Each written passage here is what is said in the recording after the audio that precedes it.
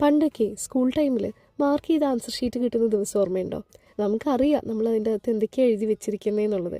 എന്നാലും എന്തെങ്കിലും ഒരു മിറക്കിൾ സംഭവിച്ച് 1-2 മാർക്ക് കൂടുതൽ കിട്ടിയിരുന്നെങ്കിൽ എന്ന് ആലോചിക്കുന്നതൊക്കെ ഓർമ്മയുണ്ട്. ആ ഒരു ഫീലിംഗ് ആണ് എനിക്ക് ഇന്നുള്ളത്. Today is day 15 of my journey where I try to lose 7 kilos before my birthday this year without restricting myself. അങ്ങനെ 2 weeks കഴിഞ്ഞിട്ടുള്ള വെയിറ്റ് ചെക്കിംഗ് ഡേ വന്നിരിക്കുകയാണ്. പ്രത്യേകിച്ച് പ്രതീക്ഷയൊന്നുമില്ല കേട്ടോ, എന്നാലും ഒന്ന് നോക്കാം. വിചാരിച്ചതുപോലെ തന്നെ കാര്യമായിട്ടുള്ള ചേഞ്ചസ് ഒന്നും ഉണ്ടായിട്ടില്ല.